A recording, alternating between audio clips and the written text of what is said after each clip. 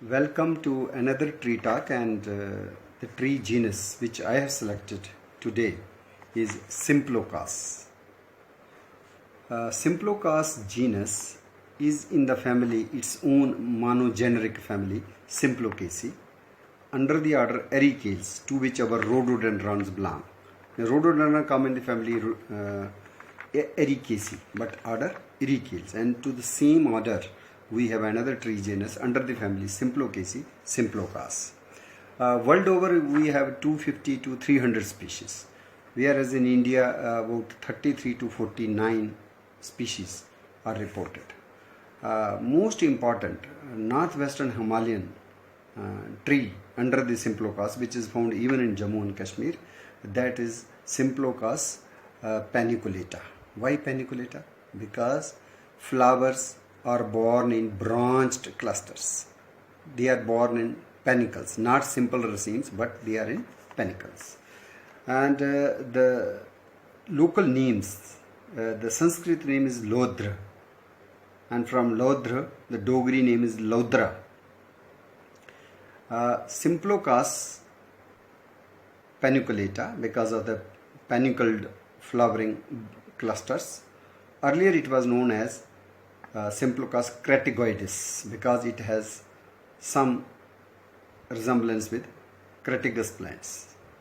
Although here leaves are ovate, rotundate, and they are serrate. The flowers are white. They are less than 1 centimeter, up to 8 mm across, but they are fragrant, and the petals are 5, but they are basally connate. Stamens are many, but the number can be counted up to 30. Ovary is a trilocular and it is inferior. The bark is very thick, up to 1 centimeter. So it provides its fire resistant quality. Most important is the fruit color. Fruit is drupe with 1 or 2 seed. Although the ovary is trilocular, there can be 3 seeds also. The fruit is deep blue. So the resemblance of fruit with the sapphire stone, precious stone, this tree is also known as sapphire berry in English. This particular tree, which grows in Himalayas and subtropical forest along with the rhododendron in the cheed pine forests, as we find in Dudu Basantgarh, Ramnagar, Samana Banch, and in Rajouri, Dera Ki Gali, Baflias, we see this tree. But trees are not that common, so sporadically distributed, and it is known to the locals under the name Lodra. This particular tree genus is known for the aluminium accumulation. The roots accumulate aluminium.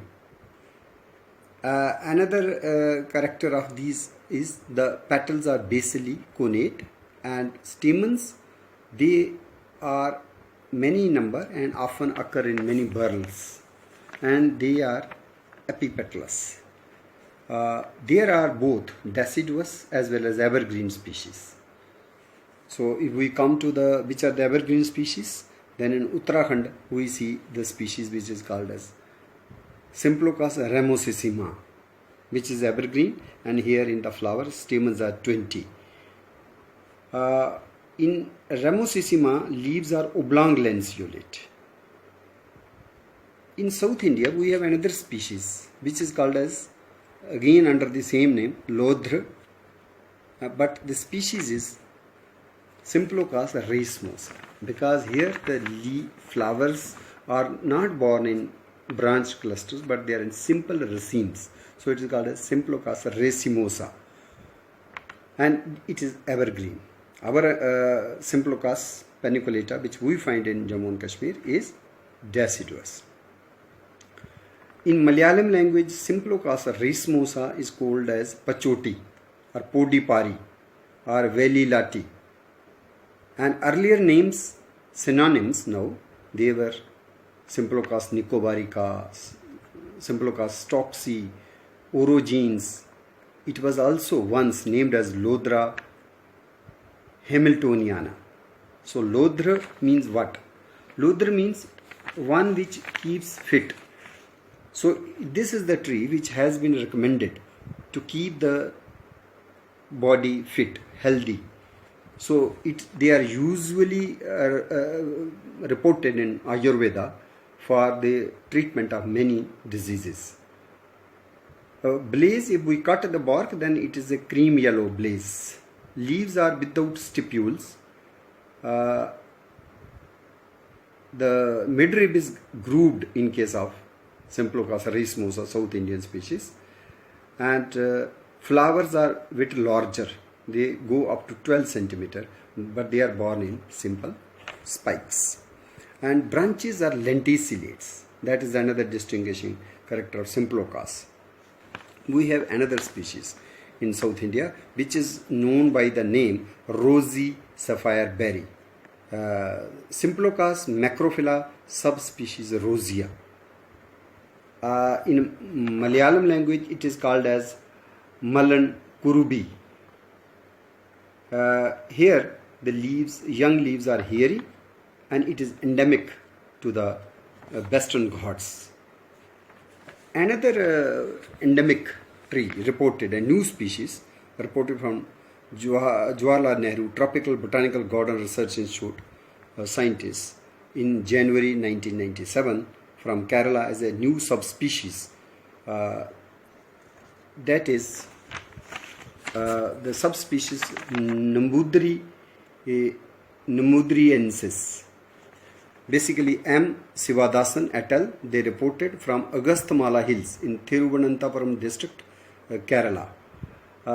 This is Symplochus macrophylla subspecies Nambudriensis in honor of Professor E.N. Nambudri, who was the director of TBGRA.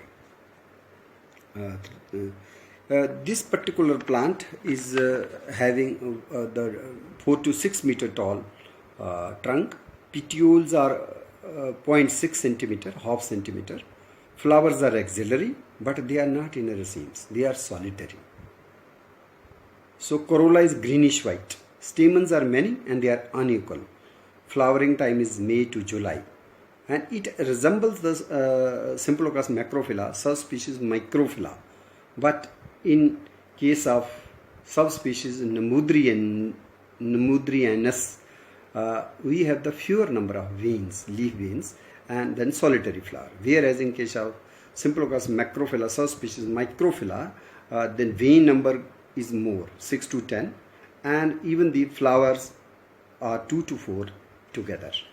This particular subspecies reported from Kerala also resembles another species, single flowering species, flower species, that is called Symplochus monoantha. But in case of Symplochus monoantha, Nambudrianus, we have the elliptic ovate leaves with entire margins.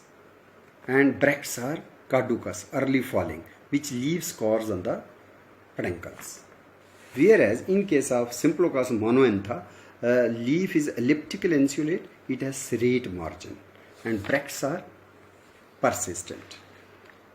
Our Lodra, which we find in Jammu and Kashmir, is unique in having its seed oil, and the fruit oil has the potential to be used as biofuel, biodiesel. The bark is also useful for the extraction of dye, even for coloring the fabrics, along with the natural mordants of Euonymus stringens and Myrica esculenta. It gives very fast color. Then it is also found in China and Japan. China. In China, there are about 77 species, but even Symplochus paniculata is found, and they have carried out much research on this tree, and it is found that it is a highly adaptable tree species. It can adapt to different soil conditions. It can help us in combating the desertification, in containing the soil erosion. It is a fire resistant, And each one tree can provide us about 20 kg fruit, which have 36% oil from the fruit pericarp, and which out of 36% oil, fruit oil, fatty oil, we have the 80% concentration of the unsaturated fatty acids. So mostly we find palmitic acid, stearic acid, oleic acid, linolic acid, linolenic acid, and they have the potential to be used as lubricant, even as soap. The saponification quality is also found in, and it is comparable to the Triadeca sabifera, the tallow tree, Chinese tallow tree or chicken tree, which also we find in Jammu and Kashmir. So this particular tree has also been used for the treatment of many the diseases, especially the gynecological problems. So it is useful in digestive disorders, especially the bark of Symplochus racemosa as well as Symplochus paniculata. It is useful in eye diseases. It is useful in treatment of ulcers, bleeding gums. It strengthens gums. It is astringent. It is useful in wound healing, excessive menstruation, excessive bleeding during menstruation cycle, that can also be treated. And even the uterine disorders are treated by the folk healers as well as the Ayurvedic practitioners. It has been reported as one of the wonderful drug for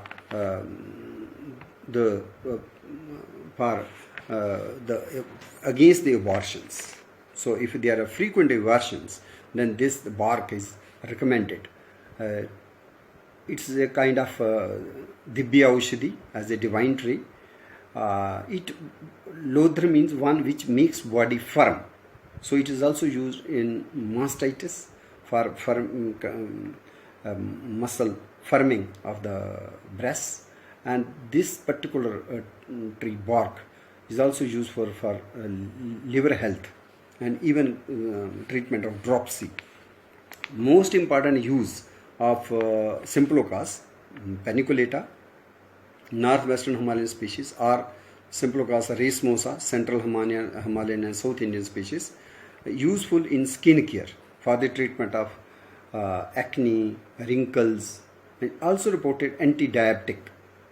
And it is useful for pacifying the kapha pitta dosh as per Ayurveda. And bark is useful uterine tonic.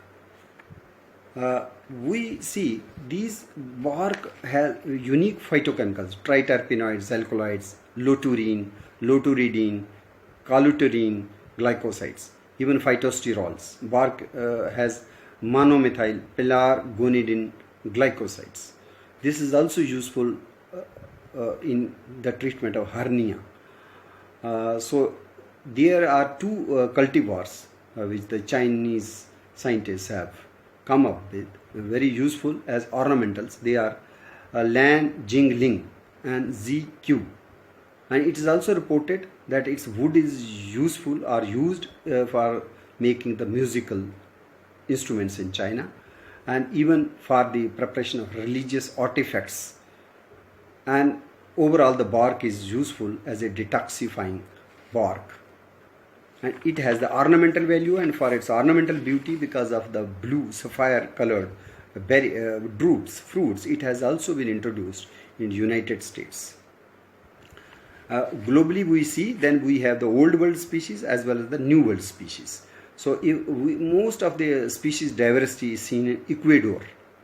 In Ecuador we have many species, and most of them they are vulnerable or they are endangered, endemic also. For example, Symplochus baedia is one which is endemic to Ecuador. Canescens is another which is vulnerable. Symplochus clethrifolia is also vulnerable. Symplochus globosa is endangered. Symplochus fuscata is again endangered species. And Symplochus chloroleuca is also seen in Ecuador. And another species is which is endangered and reported from Ecuador is Carmen citi, and another is Symplochus blanqui, which is endemic and endangered. We have the species which are also endemic and they are reported endangered in India. One is Symplochus annamalayana from the Annamalai Hills. It is endemic to India. And another species which is endemic is Symplochus barberi. It is also reported from India. Another species which we find in Burma, China and Malaysia, Thailand is Symplochus anomala. Another species Symplochus adenophila. It is also found in the Indonesia, China and Malaysia. Its corolla is a bit yellowish. Another species Symplochus cochin-chinensis, also reported from India, central Himalayas, Garhwal Himalayas, also known as candelabrum or cochin-chinensis. We see another species from Sri Lanka, which are many of them, they are endangered. In Sri Lanka we have the endemic and vulnerable species Symplochus hispidula. Similarly, another species Symplochus cordifolia, vulnerable, endemic. Symplochus coronata is again vulnerable to and found in Sri Lanka. Another species Bracteolis is again endemic to Sri Lanka and it is vulnerable. Another species which is reported vulnerable and is found in Peru is Symplochus behnai. From Malaysia we have endemic vulnerable species Symplochus calicodactylos and Symplochus caustata, which is basically a Sumatran species. In the Garhwal Himalayas, the species found are Symplochus cochin-chinensis, and it has two species, subspecies.